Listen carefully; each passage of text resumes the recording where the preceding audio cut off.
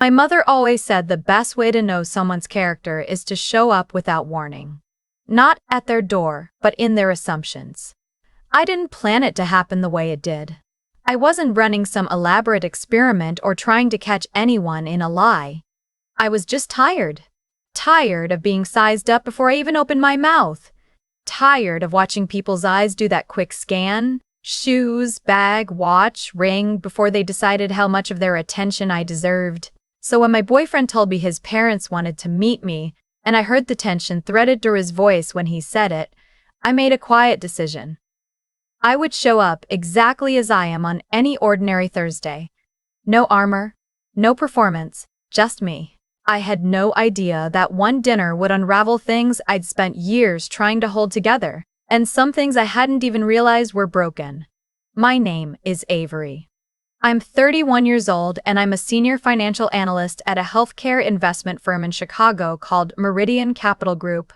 What that means, practically speaking, is that I spend my days reading balance sheets the way some people read novels, looking for the story underneath the numbers. I evaluate multi-million-dollar acquisition targets. I present to boards. I've recommended deals that shaped how hospital networks in 3 states are funded. I also take the blue line to work. I pack my own lunch most days. I own 4 good blazers and rotate them. I live in a 2-bedroom apartment in Logan Square with a kitchen window that gets exactly 40 minutes of direct sunlight in the morning, and I have arranged my entire coffee routine around those 40 minutes. Nobody at my office would call me flashy. Nobody who passes me on the sidewalk would guess what I do. That's not an accident. I grew up in a small town in central Ohio called Crestline. The kind of place where the diner has been owned by the same family for 3 generations, and the high school football coach is also the gym teacher and the assistant principal. My dad drove a delivery truck for 22 years. My mom did bookkeeping part-time for a dental office and raised my brother and me on the other part of her time. We were not poor, but we were careful. We knew what things cost. We understood that money was something you respected, not something you displayed. When I got a full scholarship to Ohio State for finance, my dad cried in the car on the way home from the acceptance letter. He pulled into a gas station parking lot and just sat there with his hands on the wheel. I remember the way the evening light came through the windshield. I didn't say anything. Neither did he. We just sat there and it was enough. I worked every summer. I did 2 internships. After graduation, I moved to Chicago with $1,000 and a duffel bag and a job offer that paid less than I'd hoped, but more than I'd had. 7 years later, I was making more per month than my father made in a year. I still took the blue line. I still packed my lunch. Not because I couldn't afford otherwise, but because those habits were the spine of something in me, the part that remembered exactly how things were earned. I met my boyfriend at a work conference of all places. His name is Jonathan. He's 34, works in urban development, tall, thoughtful, the kind of man who actually listens when you talk and remembers things you mentioned 3 weeks ago. We had been dating for 8 months when he told me his parents wanted us all to have dinner. He said it carefully, which told me something. "They're excited to meet you," he said, and then he paused just long enough that I caught it. They have a very specific way about them." I asked what that meant. He laughed, but it was the kind of laugh that doesn't quite reach the eyes. My dad built his company from nothing, so he's proud of that. My mom, she cares a lot about, presentation, the way things look. I nodded. I had met his mother once before, briefly, when she stopped by his apartment to drop something off. She had looked at me the way someone looks at a piece of furniture they're trying to decide if it matches the room.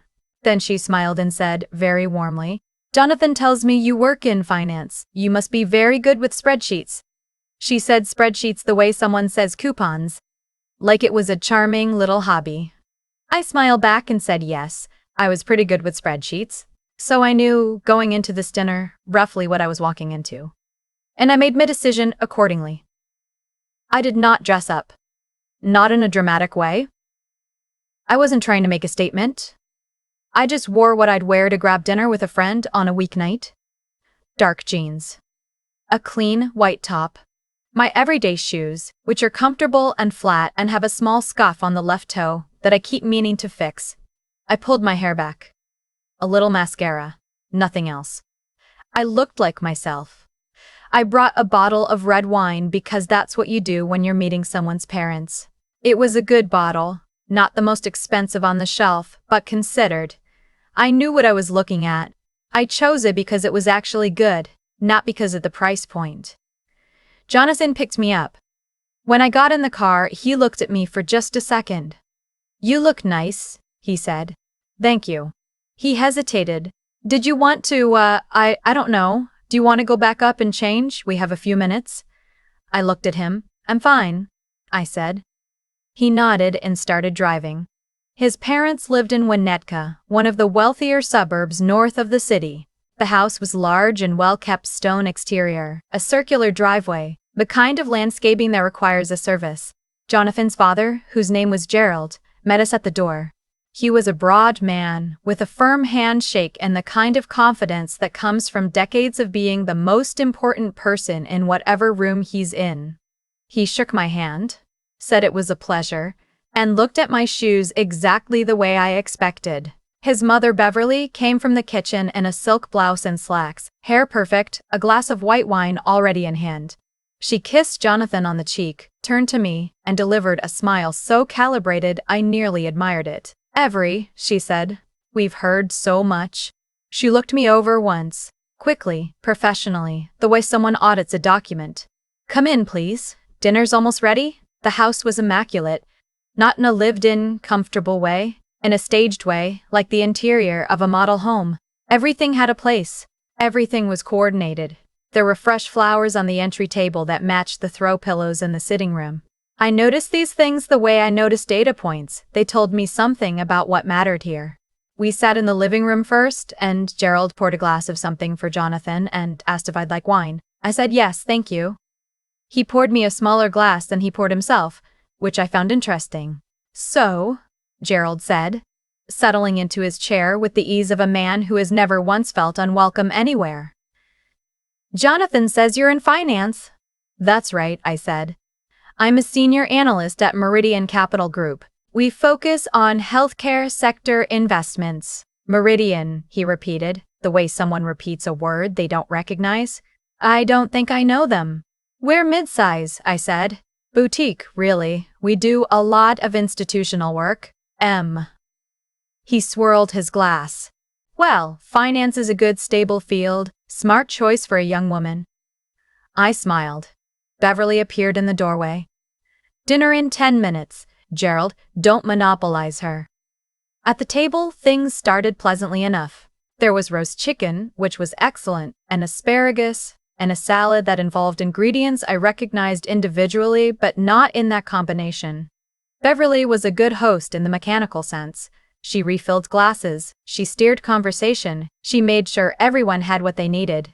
What she was less good at was hiding what she actually thought. It started small. She mentioned that a friend of hers had a daughter who worked at a real powerhouse firm downtown. She named it one of the big ones, and she said it with a small upward lift at the end, like she was waiting for me to be impressed. I nodded and said I was familiar with them. Gerald mentioned that Jonathan's previous girlfriend had come from a real estate family on the North Shore. Just mentioned it. No context, no particular reason. Just laid it on the table. Jonathan shifted in his chair. Beverly asked about my apartment. When I told her I was in Logan Square, she tilted her head and did something with her mouth that wasn't quite a frown and wasn't quite a smile. "Logan Square," she repeated. That's quite up and coming, isn't it? Very artistic. A lot of young people starting out." "I've been there 4 years," I said pleasantly. "Of course." She patted my hand. "It's good to be sensible about rent when you're getting established." Jonathan said quietly. "Mom?" "I'm just saying it's smart," she said, and turned back to me. "There's no shame in being practical. Lord knows I wish more young people were." The conversation moved to their recent vacation, a 2-week trip through Portugal that cost, based on what she described, somewhere in the neighborhood of $15,000, conservatively. They mentioned the hotels. They mentioned the restaurants. Gerald mentioned that they'd flown business class and that anything less at his age was simply not worth the suffering. Beverly laughed at that, a real laugh. the most genuine thing I'd seen from her all evening. I listened. I asked polite questions. I said the photos on Beverly's phone, which she showed me without my asking, looked beautiful. Then, over dessert, a chocolate tart that Beverly made clear was from a specific patisserie in Evanston that she had to drive to specially. Something shifted. I watched it happen, the way you watch weather change. Beverly set down her fork, folded her hands, and looked at me with what I can only describe as deliberate kindness. The kind that carries a point beneath it. "Avery," she said, "I want to ask you something, and I hope you'll take it in the spirit it's meant." "Of course," I said. "Jonathan is at a place in his life where he's thinking seriously about his future. His career is doing very well, we're proud of him, and we want to see him with someone who can grow alongside him, match his trajectory, you know?" I held her gaze. "I think you're a sweet girl," she continued, "and it's clear you work hard. But I do wonder sometimes if the life you're living now is sustainable for the long term. If you're thinking about a family someday, about a home, about the kind of stability that Jonathan deserves." She paused. "I don't want to pry, but I could speak to someone I know at a property management company. They're sometimes looking for people in junior administrative roles. It might be more structured, more predictable." There it was. She was offering me a job lead, a junior administrative role, in property management. I was quiet for a moment. I set my own fork down. Jonathan had gone very still next to me. Gerald was looking at his dessert. "That's very generous," I said. Beverly nodded, relieved that I was taking it well. "Can I ask?" I said. "What you think I do, exactly?" She blinked. "Finance," Jonathan said. "Accounting or bookkeeping of some kind?" "I'm a senior financial analyst," I said. "At Meridian Capital Group. I lead due diligence on acquisition targets in the healthcare sector. In the last 18 months, I've advised on 3 transactions totaling just under $400 million. My annual compensation, including bonus, is just over $160,000. The table was very quiet. Gerald looked up from his tart. Beverly's hand, which had been resting on the table, curled slightly. "I live in Logan Square because I like it," I said. I kept my voice even, almost gentle. "I take the blue line because I like the city. I dress the way I dress because I'm comfortable. Not because I'm struggling. Not because I need a referral." Jonathan exhaled beside me, a slow, long breath. "I'm not saying any of this to embarrass anyone," I continued. You made an assumption tonight about who I am based on what I look like and where I live. And I think you deserve to know the actual information before we continue any further." Beverly's mouth opened and closed. She looked for a moment genuinely uncertain, which was the most human I'd seen her look all evening. Gerald cleared his throat. "Well," he said, and then didn't follow it with anything. It was Jonathan who spoke next.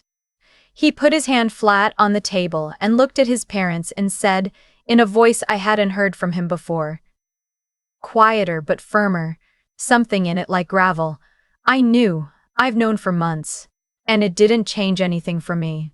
That's kind of the point." Beverly looked at him. "You knew?" "Yes." He paused. "And I want you to think about what you almost said to her tonight and what it tells you about what you were actually basing your opinion on."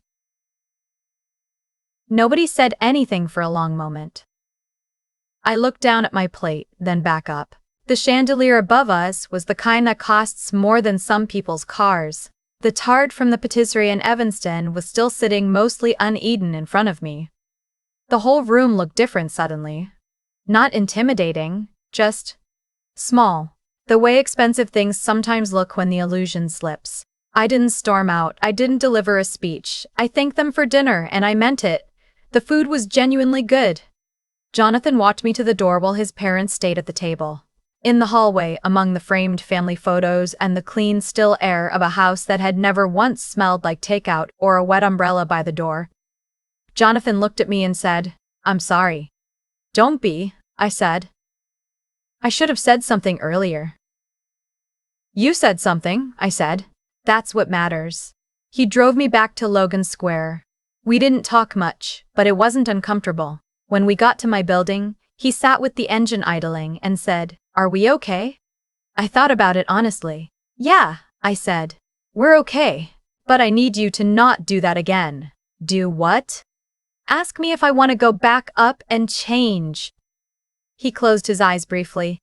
"You're right, I'm sorry." That was. "It's okay," I said. "Now you know." He nodded. I went inside, made a cup of tea, and stood at my kitchen window in the dark. The city was doing its city thing out there. Sirens, the distant rhythm of the L train, a couple arguing at low volume on the sidewalk below. I thought about Beverly's face when I said $400 million, not triumphant exactly, more like watching something click into place that had been out of alignment. I thought about my dad in that gas station parking lot, hands on the wheel, not saying anything because some things are too large for words.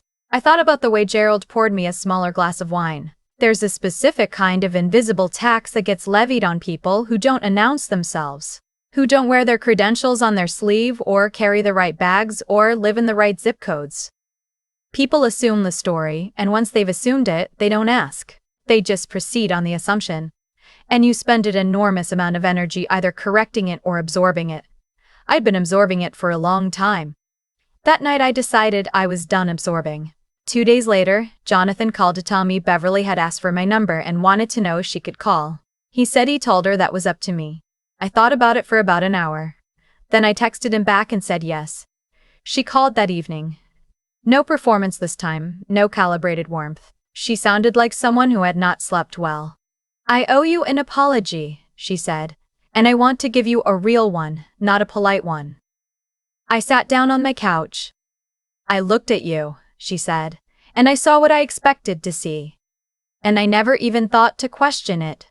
I was so focused on what I thought Jonathan needed that I never actually looked at you." She stopped. "My mother did the same thing to me when I was young. When Gerald and I were first together, and we had nothing. Her friends used to look at me exactly the way I looked at you on Friday." A pause. "I'm not saying that excuses it. I'm saying I should have known better." I didn't say anything for a moment. "It takes something to say that," I finally told her. "I appreciate it. I don't need you to forgive me right now," she said. "I just needed you to know that I heard what Jonathan said, and I've been thinking about it for 2 days." We talked for a little while after that. Real talking, not the performance of talking. She asked about the work I actually did, genuinely curious this time. I told her about a deal I'd worked on the previous year, a regional hospital network in Michigan that had been struggling. She listened. She asked good questions. Underneath the silk blouse and the calibrated smile was, apparently, an intelligent woman who had simply stopped expecting to find that quality in people who didn't look a certain way. Over the following weeks, things shifted, not dramatically, not in a movie way, but in the quiet way real things change. Gerald stopped performing confidence at me and started talking to me. He built his company over 30 years, and there was actually a lot of interesting history there if you got past the performance of it. Beverly and I got coffee once, just the two of us, at a place in Evanston she suggested and then immediately second-guessed, asking if I prefer somewhere more casual. I told her the Evanston place was fine. It was fine. The pastry was good. Jonathan and I kept going. He started standing up in the small moments, not just the big ones. Little corrections. Clarifications. The kind of steady, quiet presence that doesn't announce itself but shows up reliably in the way that counts. I still take the blue line. I still pack lunch. I still have 40 minutes of morning sunlight in my kitchen window, and I still arrange my whole coffee routine around them. But something is different now, and I've been trying to figure out how to name it. I think what's different is that I stopped carrying the weight of other people's uncorrected assumptions. For years, I'd just absorbed the small condescensions, the unconscious dismissals, the moment someone decided who I was before I had a chance to be it. I'd told myself it was just the cost of living simply in a world that rewards display. I thought I was being graceful about it. What I was actually doing was making myself smaller, letting the assumptions stand. teaching people, by my silence, that they were allowed to make them. I don't do that anymore. Not aggressively, not as a performance, but clearly, the way you correct an error in a spreadsheet. Not because you're trying to embarrass anyone, but because the wrong number in the wrong cell, left uncorrected, compounds into something larger over time. There's a woman at my office. She joined us 8 months ago, fresh from her MBA, sharp as anything. But she has this habit of apologizing before she speaks in meetings. She'll say, "This might be off," or "I could be wrong." But, before she says something that is completely right and well-reasoned, I see myself in her. Not who I am now, but who I was for a long time. I've started making a point of telling her after those meetings, "You were right, and you don't need to apologize before being right." It's a small thing, but I think small things are how it starts. How people learn to stop shrinking. How they figure out that the space they're allowed to take up was never actually smaller than the space anyone else gets.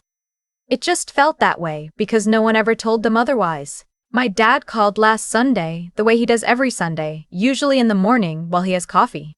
He asked how things were going and I told him about the dinner, all of it, including what I said and how I said it. He was quiet for a moment. "Are you glad you did it?" he said. I thought about it.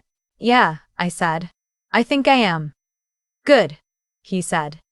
He took a sip of something. I heard it through the phone. "Your grandmother used to say that dignity is the only thing worth spending on yourself. Everything else is just interest on a loan." I didn't say anything for a second. "I never heard you say that before," I said. "I know," he said. "I've been saving it." I laughed, which made him laugh, and we talked about other things after that. The weather in Ohio, my brother's new apartment, whether the delivery company he'd worked for was hiring again. Ordinary things. The kind of conversation that doesn't mean anything until you're alone afterward and you realize it meant everything. I'm not going to tell you this story has a neat ending because it doesn't. Life isn't a pitch deck. It doesn't conclude with a clear recommendation and a set of action items. Jonathan and I are still figuring out what we are. His parents are still who they are, just slightly more aware of it. I am still me in my Logan Square apartment in my rotating blazers on my Blue Line train. But I am me more loudly now. More completely. Without the 10% discount I used to apply to myself in rooms where I thought it was required. I've learned that the assumptions people make about you without your input are actually invitations. They're invitations to correct the record or to let it stand. And every time you let it stand, you're not being humble. You're just letting someone else write your story in the wrong font, in the wrong size, in the wrong place on the page. Write your own. Even if your handwriting is a little uneven. Especially then, if any part of this felt familiar to you. If you've ever sat at a table where someone looked right through you and saw something you're not, I'd really love to hear your story in the comments. Tell me one moment when you stopped letting someone else define you. I read everyone. And, if you found something here worth keeping, share this with someone who might need it today. I've thought a lot about cause and effect since that dinner in Winnetka. Not in an abstract way, in the specific, traceable way I think about things at work, where every number has a source and every outcome has a chain of decisions behind it. Beverly looked at my shoes and made a choice. That choice led to a conversation. That conversation led to a job referral for a junior administrative role, offered to a woman who had spent the last 7 years advising on transactions worth hundreds of millions of dollars. And that moment, that specific, almost absurd moment, led to me setting down my fork and deciding I was done letting the wrong story sit uncorrected at the table. What I keep coming back to is this. Beverly wasn't a cruel person. She was a person who had stopped asking questions. And there's a particular kind of damage that comes from that. From the moment someone decides they already know and lets that assumption do all the work of actually seeing you. It's not dramatic. It doesn't announce itself. It just quietly shapes every interaction, every offer, every tone of voice until you're sitting across from someone at a dinner table and realizing they have constructed an entirely fictional version of you and are now trying to help her. I was that fictional version for a long time in a lot of rooms. I let it happen because I told myself it was graciousness. I told myself I was above caring. What I was actually doing was absorbing the cost so other people didn't have to feel the discomfort of being wrong. That's not strength. That's a habit, and like most habits, it took a specific moment to break it. What I want to say, and I mean this not as a lesson but as something I genuinely had to learn the hard way, is that intelligence without the willingness to use it on your own behalf is incomplete. I had spent years developing the skill to read a balance sheet, identify a flawed assumption, correct an error before it compounded, and then I would walk out of the office and let people write wrong numbers all over me and say nothing. The willingness to speak clearly, without apology, without performance, that's not arrogance, it's just accuracy. And accuracy, applied consistently, is how things get better. It's how Beverly and I ended up having an actual conversation 2 weeks later. It's how Jonathan found something in himself he'd been avoiding. It's how a wrong assumption, left alone long enough, starts to feel like fact. And how one sentence, said calmly, can dissolve it.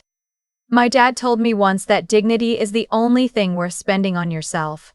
I didn't fully understand that until the night I stopped letting someone else's version of me sit at the table in my place. The moment I corrected the record. Not loudly, not with anger, just with the plain, steady truth. Something shifted. Not in the room. In me. That's the part nobody tells you. The correction isn't for them. It's for you. Because every time you let an assumption stand, you're practicing smallness. And smallness, practiced long enough, starts to feel like your actual size. It isn't.